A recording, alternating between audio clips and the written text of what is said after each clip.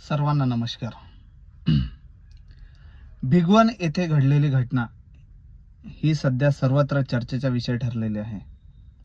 या घटनेत एका हिंदू धनगर समाजाच्या मुलीने एका मुस्लिम समाजाच्या युवकासोबत केलेलं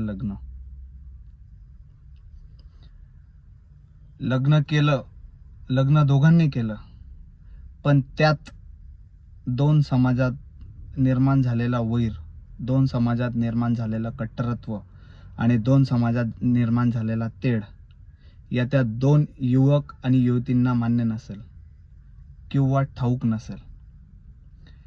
हे प्रेमापोटी केलं या फायद्यापोटी केलं या कुणाला फसवण्यासाठी केलं, हे ज्याचा त्याचा धर्म आणि ज्याच्या त्याच्या मनातलं ज्याला त्याला माहिती. पण यात भरडला गेला सर्वसाधारण समाज, सर्वसाधारण नागरिक आणि सर्वसाधारण व्यक्ती. प्रेम दोघांनी केलं, पण ड्युट्या पोलिसांच्या लागल्या. प्रेम दोघांनी केलं, पण न्यायालयाला उभं राहावं लागलं. आणि शेवटी न्यायालयाने निर्णय एकच दिला, मुलगी 18 वर्षाच्या वरती आहे आणि तिला तिचा निर्णय घेण्याचा अधिकार हा कायद्याने दिलेला आहे. हा तोच कायदा ज्या कायद्याचा सर्वजण वापर करतात. आणि असं करत असल्यामुळे ज्या काही मुली, ज्या काही मुलं या कायद्याचा गैरवापर करून आपल्या आईवडिलांनी लहानाचं मोठं केलं, त्यांना भर कोर्टात, भर पोलीस स्टेशनमध्ये सांगतात, हे माझे आईवडील नाहीत, मी यांना ओळखत नाही, यांनी माझं लग्न परस्पर ठरवलं, किंवा हे माझ्या मनाच्या विरुद्ध माझं लग्न करत होते. या गोष्टी नक्कीच चांगल्या आहेत की वाईट आहेत याचा निर्णय जो तो स्वतः घेईल, त्याबद्दल आपण काहीही बोलू शकत नाही. परंतु ज्या आईवडिलांनी आपल्याला जन्म दिला, ज्या आईवडिलांनी आपल्याला लहानाचं मोठं केलं, त्यांचा विचार करणार कोण?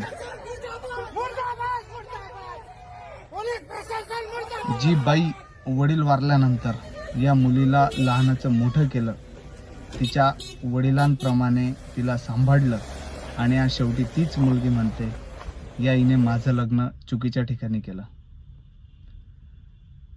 झालेली घटना ही दुर्दैवी होती.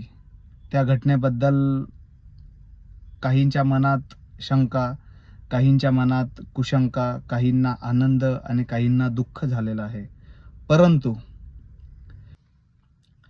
कुठेतरी या गोष्टी थांबल्या पाहिजेत आणि सर्वसाधारण समाज आणि गावातील सर्व व्यक्तींनी कुठेतरी आवाज उठून मॅरेज ॲक्टमध्ये बदल करून आई वडिलांच्या परमिशन असलेला एखादा नवीन कायदा किंवा नवीन सेक्शन हे पारित केले पाहिजे, असेच मी या ठिकाणी सांगू शकतो. तरी माझी सर्वसाधारण समाज आणि समाजातील सर्व महिला भगिनी, पुरुष मंडळी यांना विनंती आहे की यासाठी जे करता येईल ते करा, पण अशा दुर्दैवी घटना टाळण्यासाठी किंवा येणाऱ्या भविष्यातल्या पिढीला वळण लावण्यासाठी बदल होणे हे गरजेचे आहे. तुमचं मत कमेंट सेक्शनमध्ये नक्की कळवा. धन्यवाद.